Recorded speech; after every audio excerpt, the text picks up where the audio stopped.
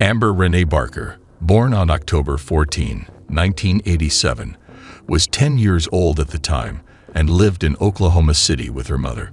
Bonnie Barker was a single mother, and her ex-husband lived in another area. The girl had 7 siblings. She was a student at James Monroe Elementary School, and like any child at that age, had many interests. Family and friends of Amber remember that she was very good with animals, loved riding her bike, and wanted to be a welder when she grew up.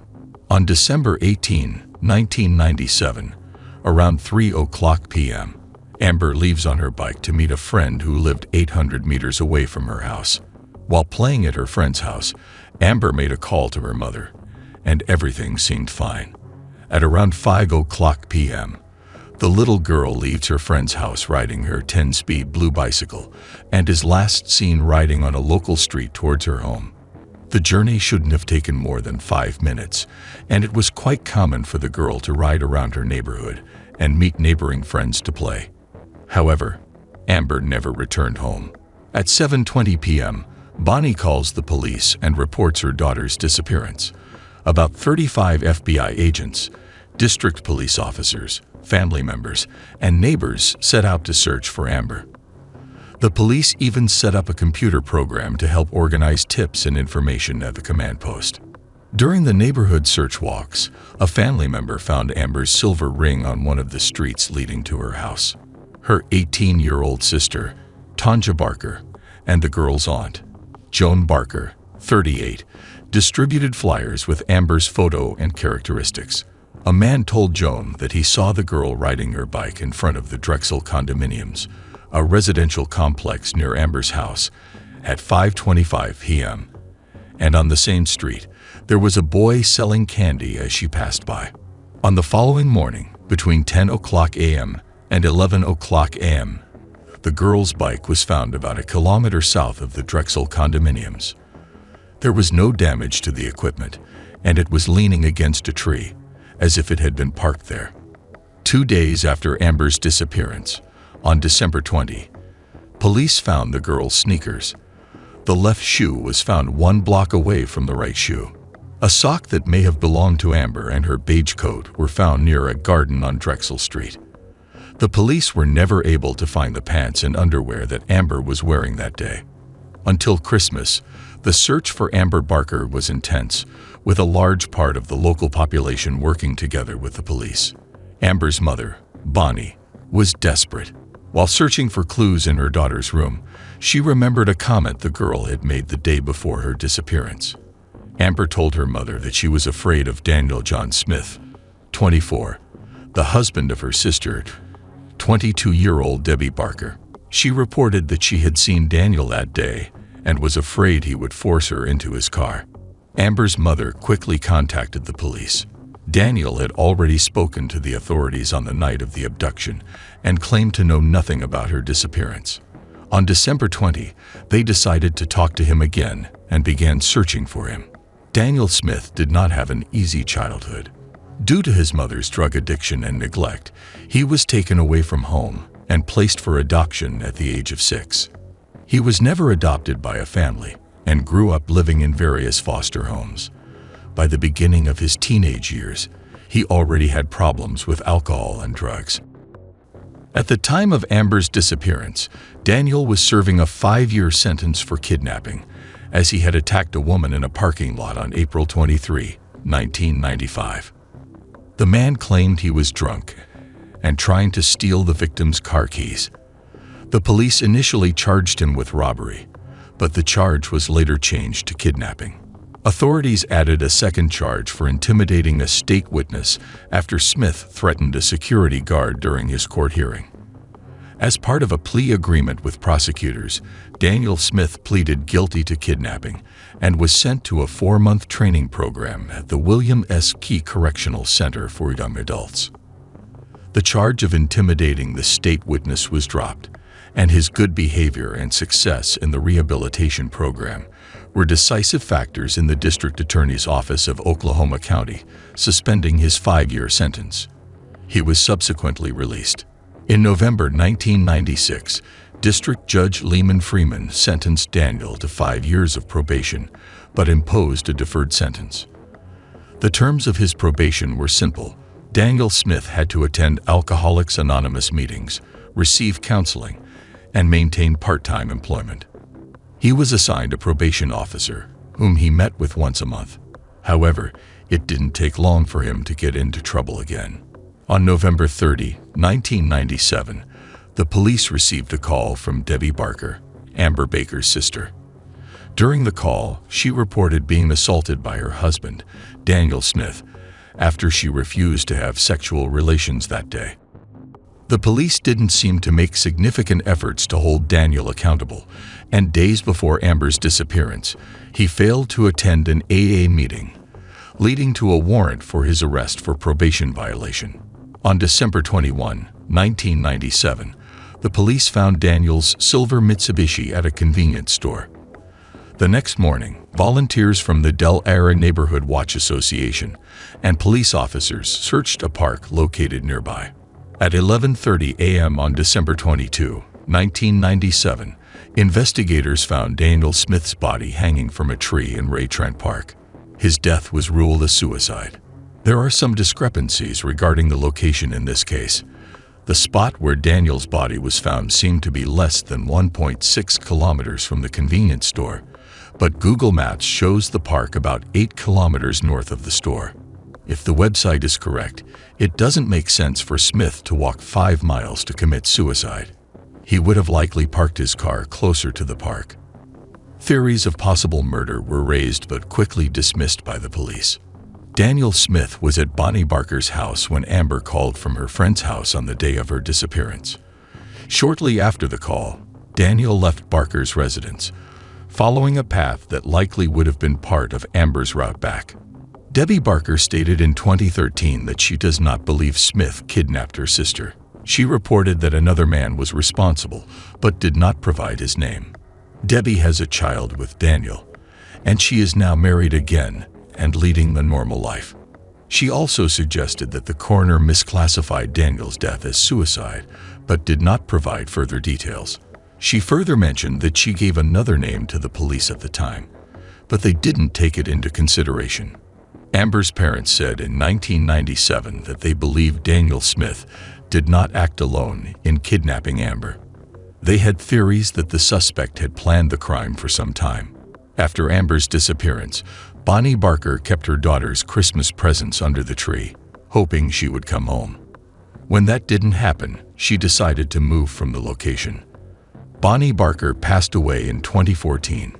In 2015, a year after Amber's mother passed away, the lead investigator in the case obtained a search warrant requesting DNA samples from inmate Forrest J. Rice.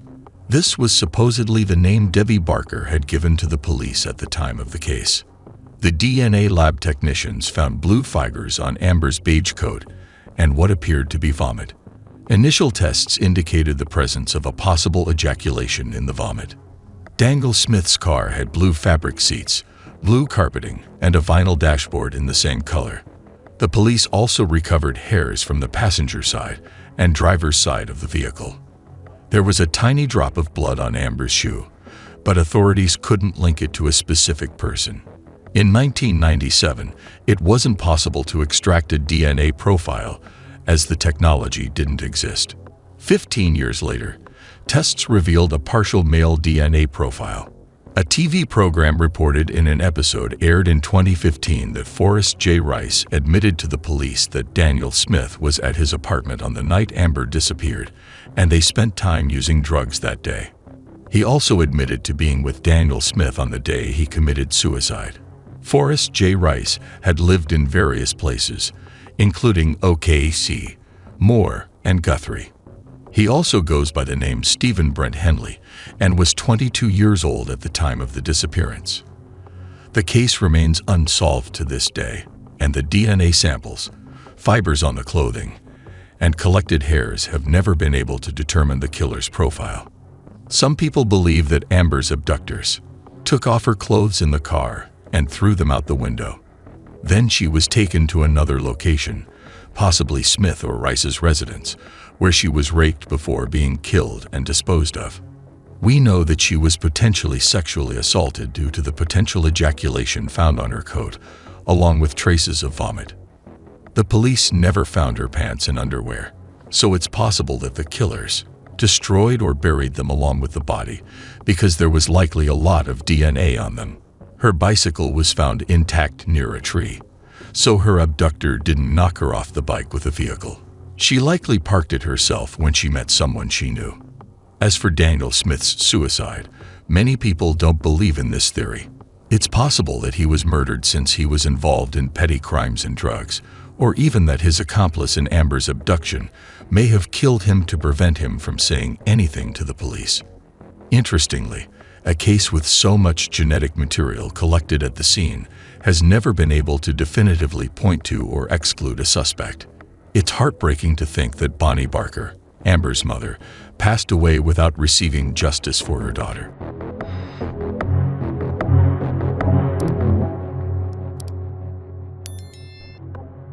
Lacey Ellen Fletcher was born on November 25, 1985, the daughter of Sheila and Clay Fletcher.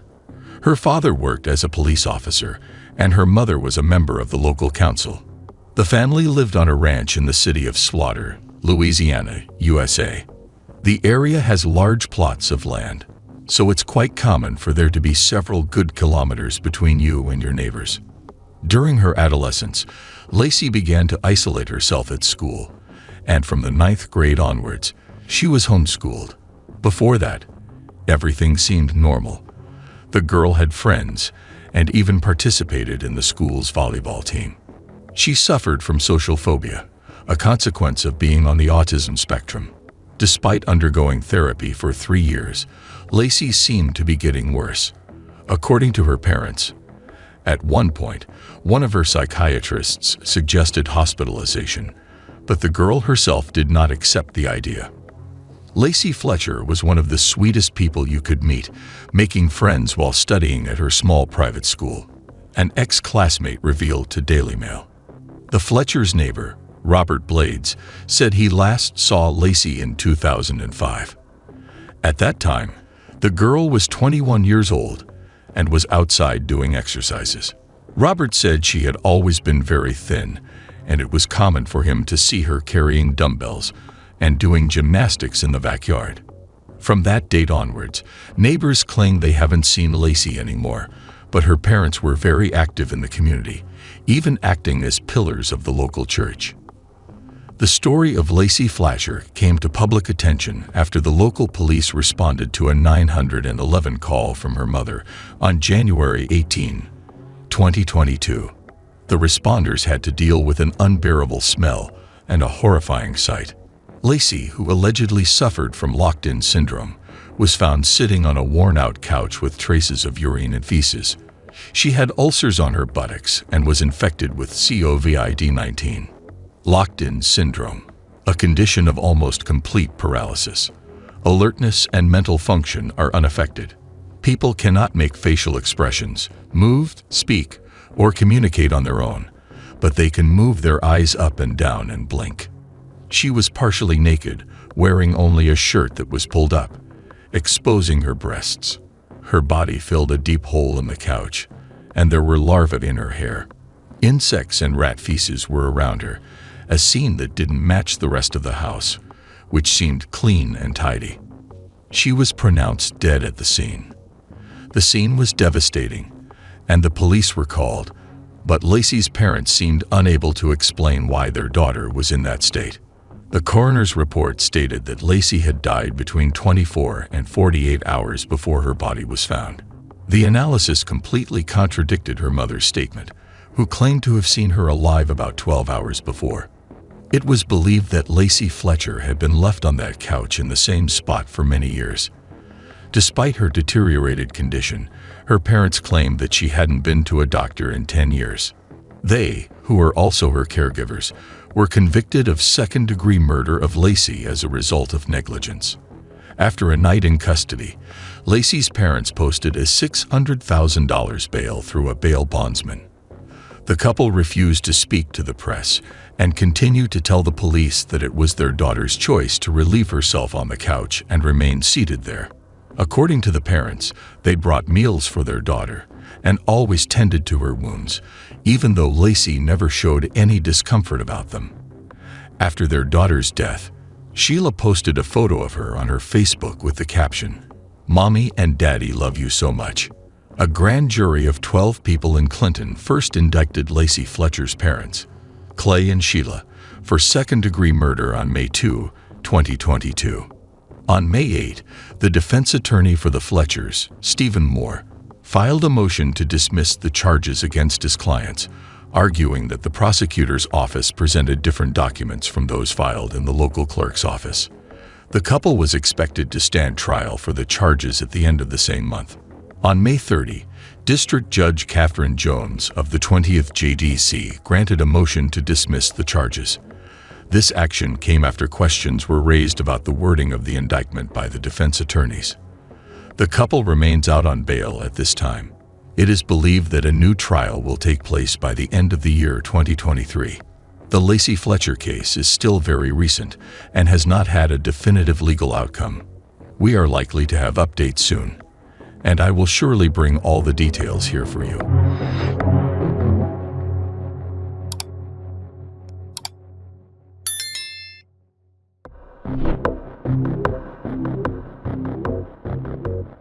Yara Gambaragio was born on May 21, 1997, into an Italian family. She lived in Brembate di Sopra, a peaceful place located 1 hour north of Milan with a population of 8,000 inhabitants. The family consisted of 4 children, with Yara having an older sister who was 15 years old and 2 younger brothers. She was 13 years old when the incident occurred. Yara was a pre-adolescent who loved rhythmic gymnastics and spent hours training for her performances. On Friday, November 26, 2010, at 5:15 p.m., Yara left home to go to the gym where her teammates were training for a championship. On that particular day, Yara didn't plan to train herself. She was just taking a sound system to the training session. As the hours passed, Yara's parents started to become worried.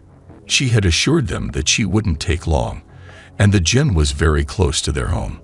Around 7:11 p.m. that day, the parents began calling their daughter's cell phone. All the calls went straight to voicemail. Approximately 20 minutes later, they decided to contact the police. The call was made to the center of the capital of the province of Bergamo, and it was Detective Letitia Rugger who answered. The police quickly headed to the gym and spoke with the gymnastics instructor, who confirmed seeing Yara. He said that Yara took the sound system and took the opportunity to do a quick workout with her colleagues before leaving. When tracking Yara's cell phone, the last record was a message she sent to a friend named Martina at 6:44 p.m., where they planned to meet on Sunday at 8 a.m. for the championship. Some people mentioned seeing 2 men possibly talking to the girl that day. So the detective decided to bring in sniffer dogs, and instead of following the expected route, they headed towards a nearby small village called Mappello. Yara's family was interviewed, and in the early days of the investigation, all the phones were tapped. The investigators tracked all the phone owners who passed through the same antenna that day. About 15,000 numbers were checked, and one of them belonged to a Moroccan man named Mohammed. Letitia Rugger called in an interpreter to translate a phone conversation with Mohammed in late November. According to the interpreter, he allegedly said, "Forgive me, God, I didn't kill her." In addition to that, the investigators discovered that Mohammed was working at a shipyard located in Mappello. On December 4, a ship on which the suspect was aboard was intercepted, and he was taken into custody. The police also searched Mohammed's van and found a mattress that appeared to have bloodstains. However, he was soon ruled out as a suspect. According to the police themselves, the interpreter mistranslated Mohammed's phone call, and there was no biological material or any other evidence placing him at the crime scene. On February 26, 2011, in Cignolo di Sola, 10 kilometers away from Brembate di Sopra, Yara's body was found. It had several superficial cuts, possibly made by a pointed object, such as a nail or knife, and a large wound on the head. Leaked details from the investigation suggested that the cause of death was a combination of a blow to the head and hypothermia. Although the victim's bra was found next to the body, there was no evidence of sexual abuse. A trace of male genetic material was extracted from the underwear Yara was wearing on the day of the crime. The profile was dubbed by the police as unknown one. The only certain information was that the killer had very light green or blue eyes. In the following months, over 22,000 profiles were compared to the collected sample. The police were mobilizing significant financial efforts, but the case didn't seem to progress. The investigators in Yara's case never gave up. In the years that followed, with the help of forensic technology, they were able to establish the complete genealogical tree of the killer. The roots of this tree led to the village of Gorno, a more remote place in the same region. The location is very small, with around 1,600 inhabitants, and you have to face a rough road with tight curves to get there.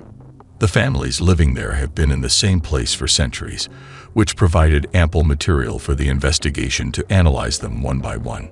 The family profile that matched perfectly with the sample was that of the Garanoni family, well known and respected in the area. Still living there was the widow of Giuseppe Garanoni, Laura Poli. She was interviewed by investigators in September 2011.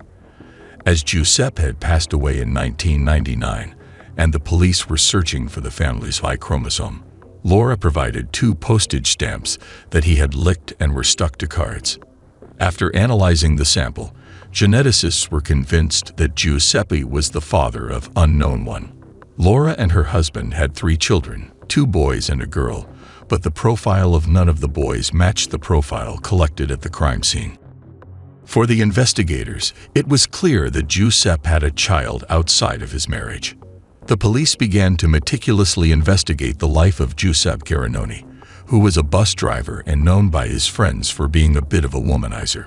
Despite the rumors, it was extremely difficult for the police to locate the mother of unknown one, since Giuseppe's family had no suspicion that he had extramarital relationships.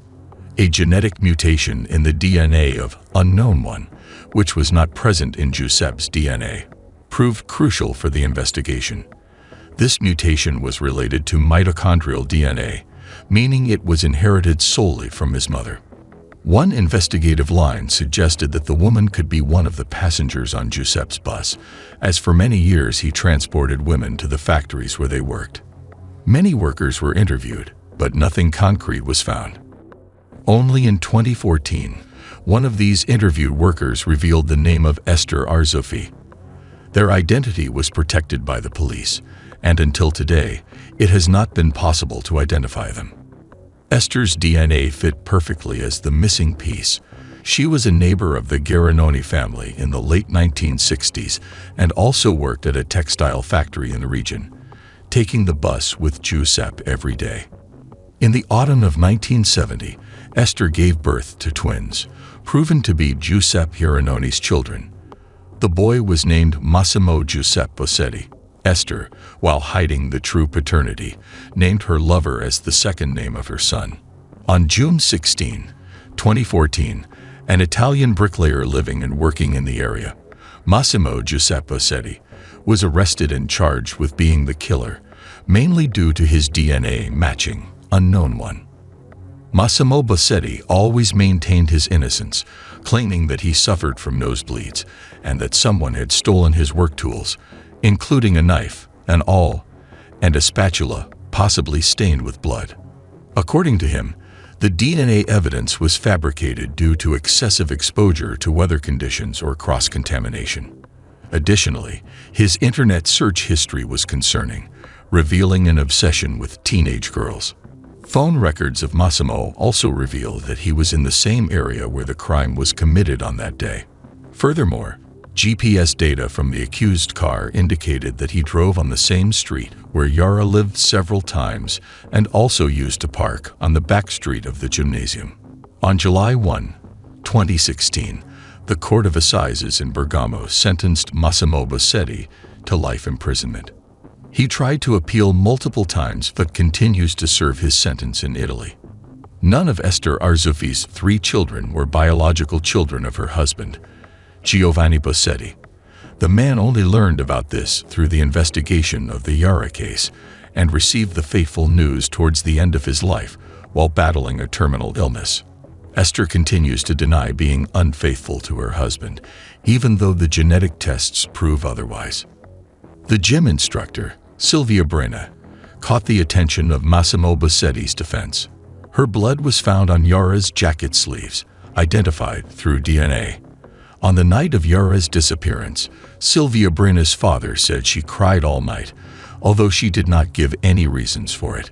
Under interrogation, she claimed to not remember anything and couldn't explain why she and her brother exchanged text messages around the time of Yara's disappearance, which they almost immediately deleted without deleting other messages sent before and after. A significant portion of Massimo's appeals was based on this fact, however, without success.